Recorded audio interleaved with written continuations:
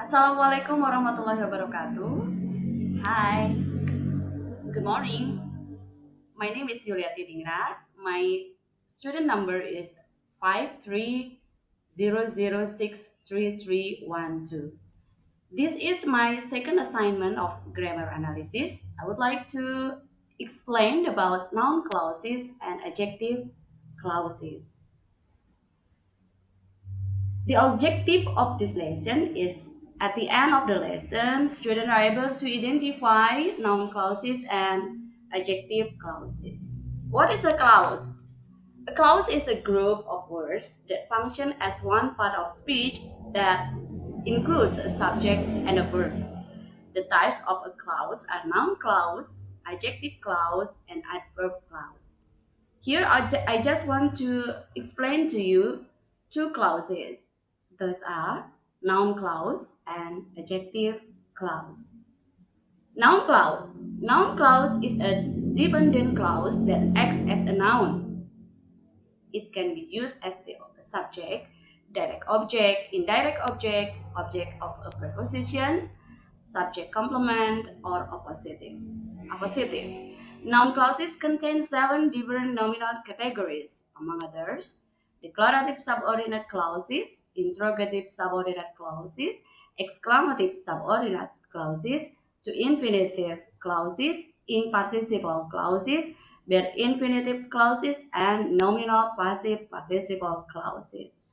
Here I would like to explain to you one by one about the nominal declarative subordinate clauses. The first is nominal declarative subordinate clauses. I have one sentence here. Armilia is a beautiful. Armilia is beautiful. It is a declarative sentence. If the declarative sentence in a nominal declarative subordinate clause should be initialed by that. For example, here, I know that Armilia is beautiful. So, that Armilia is beautiful is nominal declarative subordinate clause. Nominal declarative subordinate clause. This clause is usually initiated by the subordinator that. Yeah. And I have given to you about the example before. Therefore, a nominal declarative subordinate clause is sometimes known as a that clause. It could perform as the following syntactic function, namely as subject, as adjective phrase complement, direct object, subject complement, appositive, and noun phrase complement. For example, that the students should be vaccinated before face-to-face class is one of the regulations. This is that clause as subject. That the students should be vaccinated before face-to-face class is that clause as subject. Yeah. And the second, it is Verbless that the student got a gold medal in Pencaksilat tournament. That clause here as adjective phrase complement. That the student got a gold medal in Pencaksilat tournament is adjective phrase complement. And next, nominal interrogative subordinate clauses. Nominal interrogative subordinate clauses are initiated by the subordinator as what, who or whom, why, where, when, how much, how often, whenever, wherever, whatever, which, and so on. For example, here, your father has given what you need. What you need is direct object. Yeah, this is a nominal interrogative subordinate clause. Yeah, what you need is a direct object. And the second, the reason why she was crying is her lost son. This is noun phrase complement. Yeah, the reason why she was crying is her lost son. Alasan mengapa dia menangis adalah anak laki-lakinya yang hilang. Yeah. Why she was crying is a noun phrase complement. And then nominal exclamative subordinate clauses. the structure of nominal exclamative subordinate clause looks like an exclamative sentence as usual. Yeah. For example, here I have two sentences. It is amazing how beautiful the beach is. It is how beautiful the beach is adjective phrase complement. And then the second, I remember what a big house it is. What a big house it is as the nominal exclamative subordinate clause, yeah, as direct object. And then nominal to infinitive clauses. For example, here, to help my family is the most beautiful gift in my life. Ya, posisinya di sini to help my family as subject, ya, sebagai subjek. To help my family is the most beautiful gift in my life. Memiliki sebuah keluarga saya adalah sesuatu hadiah yang sangat indah dalam kehidupan saya. Kemudian the second sentence, the second example, I like to stay at home. To stay at home, it is nominal to infinitive clause as direct object. And then nominal in participle clauses. For example, watching drama is not my passion. Watching drama is nominal in participle clauses as subject. Yeah. And then I like dancing traditional dances. Dancing traditional dances is nominal in participle clauses as direct object. And then nominal bare infinitive clauses. For example, what I want is stay at home. Stay at home is nominal bare infinitive clauses as subject complement. And the second, I let my sister go. This is go, nominal bare infinitive clauses for object complement. Adjective clause. The syntactic functions of adjective clause are in the phrase level. It is as noun, phrase, post modifiers. In the term of structure, an adjective clause may be a finite or a non-finite subordinate clause and verbless adjective clause. Finite adjective clause. Finite adjective clause are subordinate clauses introduced by the relative pronouns who, whom, whose, which, and that. These clauses are often called relative clauses. For example, I remember the girl who wears the red shoes. Who wears the red shoes is finite adjective clause for the girl. Yeah, the subordinate who wears the red shoes is adjective clause modifies the noun phrase the girl. Next, in the term of semantics, there are two types of finite adjective clause, namely restrictive and non-restrictive modification. For example, here, the chair that you bought 2 years ago has broken. This is restrictive modification. Yeah, it is restrictive adjective clause because if we omit that you bought 2 years ago, the reader will not know precisely which chair are being talked about. Ya, kursi yang kamu beli 2 tahun yang lalu itu rusak. So if you omit that you bought 2 years ago, the sentence will be like this. The chair has broken. Which chair? Ya. Kursi yang mana? Kursi yang that you bought 2 years ago. Kursi yang kamu beli 2 tahun yang lalu. Jadi ini adalah harus ada, that you bought 2 years ago itu harus ada di dalam kalimat itu, tidak boleh dihilangkan ya. Sedangkan meanwhile in this sentence, Pangandaran, which is located in West Java, has many beautiful beaches around it. This is non-restrictive modification. Yeah, because if we omit which is located in West Java, the reader still know that Pangandaran is located in West Java. Ya, jadi kalau misalkan yang non-restrictive modification itu artinya the clause-nya itu bisa dihilangkan, ya. Meskipun dihilangkan, kalimat tersebut akan tetap memiliki arti yang bisa dimengerti oleh pembaca, ya. Tetapi sebaliknya dengan restrictive modification, dia harus selalu ada.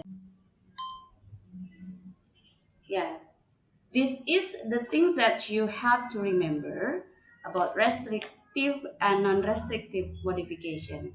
Yeah, the first is don't use commas if your clause is essential. For example, it is required to identify its noun. This is called a restrictive clause. For example, the car that you rented yesterday has lost. That you rented yesterday cannot be omitted here. Yeah, because if you omit that you rented yesterday, itu tidak akan menjelaskan, maksudnya the car has lost tidak akan menjadi jelas mobil yang mana, ya. Ketika kita masukkan dalam kalimat itu clause-nya that you rented yesterday, so the sentence is clear, ya. The car that you rented yesterday has lost.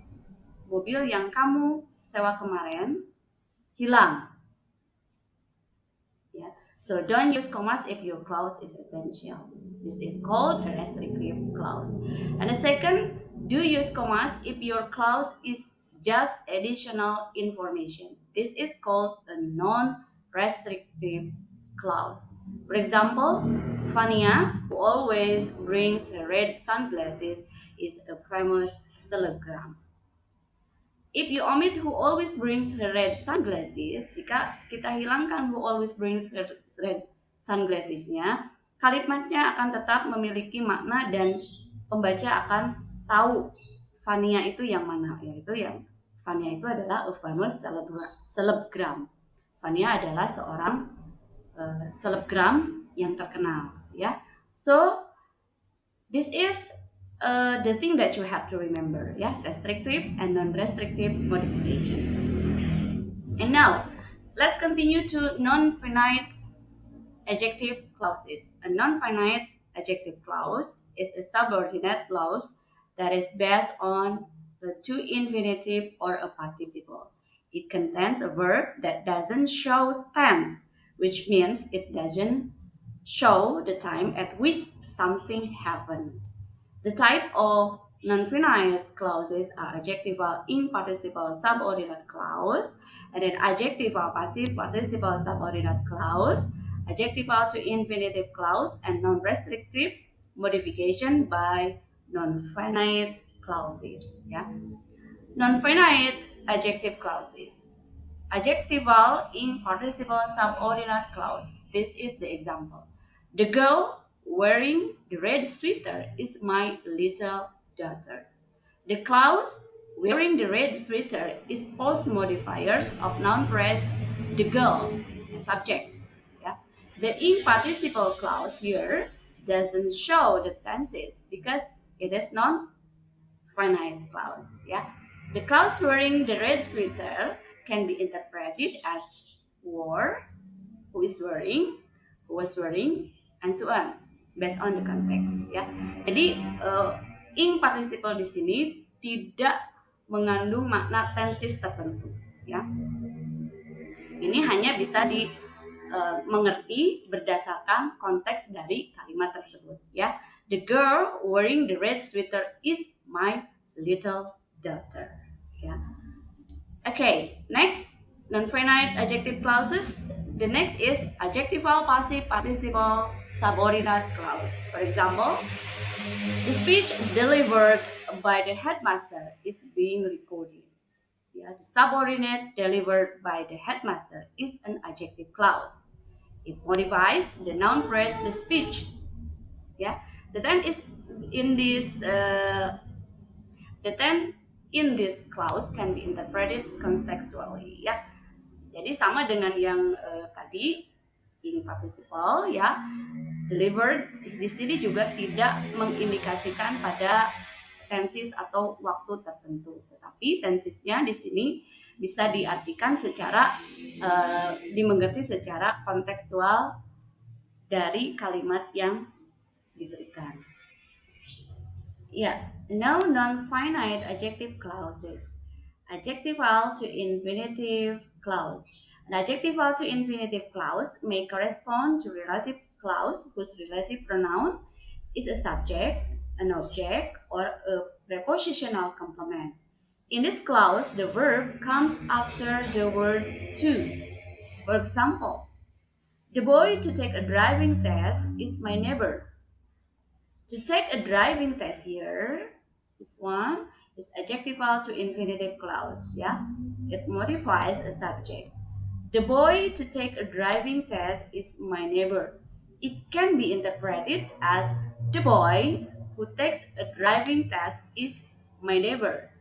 Laki-laki, anak laki-laki yang mengambil tes mengemudi adalah ya tetangga saya ya.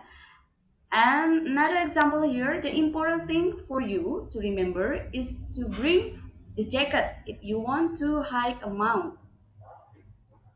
To remember here modifies an object, yeah, things for you. For you, yeah. The important things for you to remember is to bring the jacket if you want to hike a mountain. For you here in the bracket, yeah, because it can be omitted. The important things for you to remember is to bring the jacket if you want to hike a mountain. It can be interpreted as the important thing that you should remember is to bring the jacket if you want to hike a mountain. Ya, jadi hal yang penting yang harus kalian ingat adalah membawa jaket jika kalian akan mendaki sebuah gunung. Ya. Or here,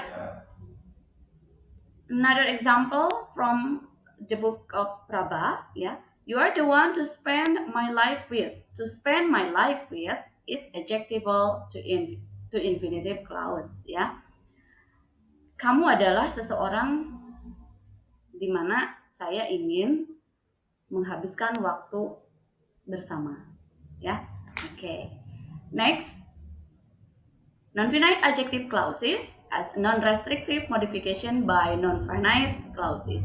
Example here, the Harry Potter series comprising 7 novels was first released on June 26, 1997. The adjective clause comprising 7 novels is non-restrictive. It doesn't matter if we omit comprising 7 novels. The readers still could identify what the aim of the sentence. Jadi kalaupun kita hilangkan comprising 7 novels di sini, kalimat The Harry Potter series was first released on June 26, 1997 masih bisa dimengerti oleh pembaca ya. Okay, and the last, verbless adjective clause. Some adjective clauses are also verbless clauses. Jadi ada beberapa klausa adjektif ini yang tidak memiliki verb, kata kerja ya. According to Ayam 2007, the process of linking verb deletion can be the result of another reduction.